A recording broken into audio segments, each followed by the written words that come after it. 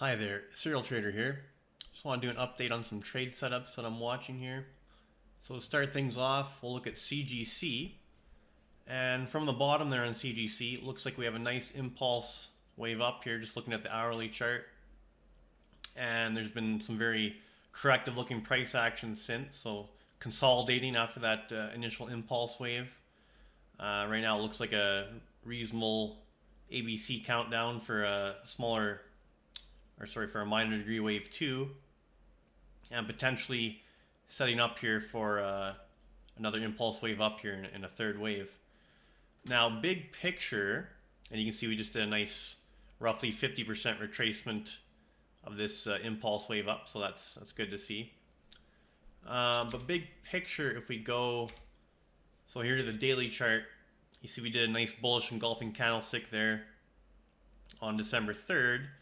And we've been above the T line since then, so that's a decent candlestick buy signal along with the bullish wave count. But if I zoom out a bit, there's also something you can make the case for, and that's kind of like an inverse head and shoulders bottom. So let me just grab, what tool am I looking for here? Just a simple drawing tool. So we got kind of left shoulder, head, potential right shoulder, and then be looking for that move up, inverse head and shoulders, right? And that's of course along with the wave count and the candlestick buy signal and all that. But if I zoom out to a weekly chart, which I'll do here, so some things to point out. You had a massive spike in weekly volume here, and that likely marked the bottom, and that was the week in November there. You can see that volume stands out as multi-month high-end volume there, multi-week, multi-month high-end volume. And if you look here, now you see that as we were making lower lows in price, the MACD histogram was diverging. So that's a significant, technical sign on something as high as a weekly chart to see that big divergence. So even though price is making lower lows, momentum is waning. So bearish momentum is waning. And to a lesser degree, you can see that on the RSI as well, but it's certainly more pronounced on that MACD histogram. We're just a slight uptick away here on the weekly from having a bullish MACD cross. So that looks like it's coming anytime now. And as far as some catalysts, there will be a new CO announced, they say, before the end of the year. So that could be any time between now and the end of December. And depending on who they choose, that will likely be good for a bullish pop there. You've seen previous companies that get beaten up and then they announce a new CEO and have a big reaction to the upside. So that's just one kind of news-driven catalyst that's likely to happen here soon. Perhaps on the daily chart, that's what we're waiting for, is that little catalyst to start trending again. But certainly the technicals are lining up well here for another move up. Now I just want to go with the monthly candlestick chart as well. Okay, so on the monthly candlestick chart, obviously we had a multi-month downtrend there. Starting from, basically we made our local high there in April, but we had a bullish hammer last month. So in November, put in a bullish hammer, pretty strong lower shadow, rejecting those lower prices. And again, the monthly volume, you can see higher monthly volume than how many previous months? 9 previous months had lower volume than the month of November. So obviously that's a significant development, having volume come in like that and see that lower shadow rejecting those lower prices. And okay, that's what I want to point out on the monthly. And you also have the next wave of cannabis legalization kicking in here right away in Canada. They'll be selling edibles, beverages, vapes, additional derivative products. So that's kind of another bullish catalyst, if you will, that's going to kick in here in the near future. And at the bottom there, you were selling basically below the liquidation value of the company by my calculations. So it was kind of irrationally low there. And obviously the market quickly rejected those low prices. You had that big drop on that earnings release, and that drop's been, the gap down has been closed now. And now we've actually just been kind of consolidating around the area before it gapped down.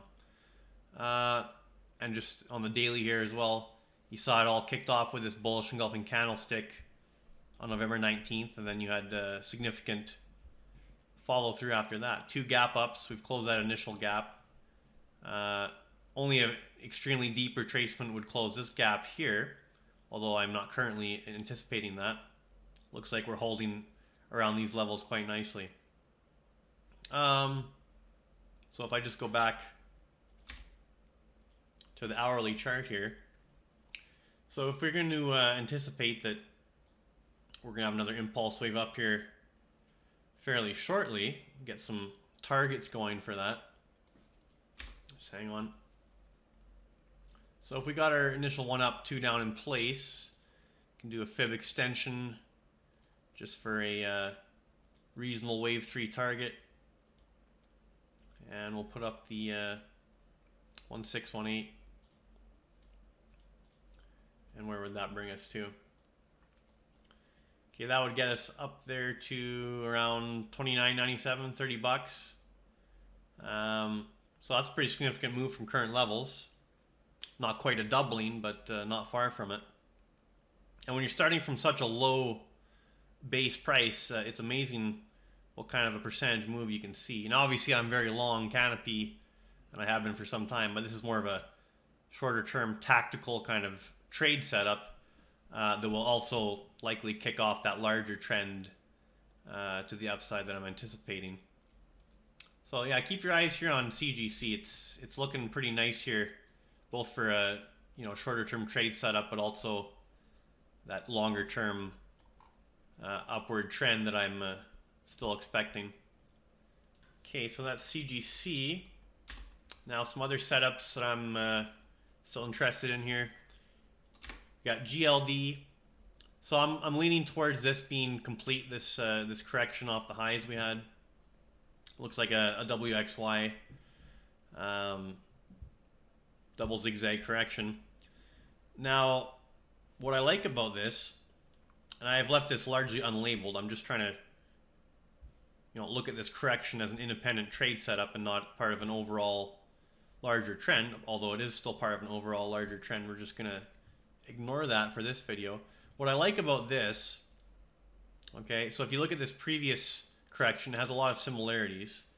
And let's see, that at bottom here, 119. Okay, so this correction, yeah, I believe on the actual futures it bottomed here.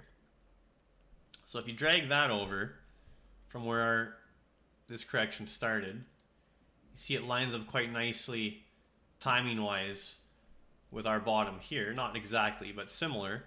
Or if we even take basically this entire stretch before it started trending up here and drag that over,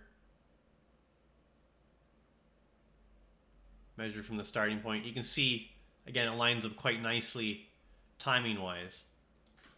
And it kind of reminds me, so here you had a bottom, but then it kind of tortured the bottom, didn't make new lows, but it just tried to push up, strong retest, tried to push up, strong retest, shook everyone out, and then finally started trending up as anticipated. I think you might be seeing something similar here, where we have this initial move up off the bottom, come down to test, another move up to a higher high, and now come down to test. So I kind of like that it's mimicking that previous pattern, both in duration and also price action. But there's also the possibility that the bottom's not quite in, and still entertaining that, and that's where we would just have this more time-consuming Y wave. So this would be like a larger ABC down for Y. So basically, if these lows get taken out, if the 136.19 low gets taken out, still bullish overall. This is still a corrective pattern, but we'd be looking lower. And let's see, do some relationships here. We'll do 618 inequality. And then we'll also do that larger relationship between W and Y off of X. And just do the equality on that one. So you'd be looking at some levels anywhere from maybe 133 to 135 if we do take out these lows that we put in there in November. Now I'm still leaning towards this already having the lows in place. And as far as a trade setup goes, you can just be long, from current levels and use that as your stop. And if you do get stopped out, you'd be looking to get back in anywhere from, again, 133 or so to 135. So a little flexibility there on the bottom being in place or not, but still really liking this setup.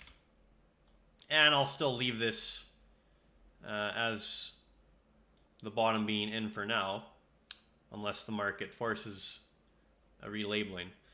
So as far as upside targets, just do a quick reverse fib extension here. Do those typical levels, the 1.382 and 2.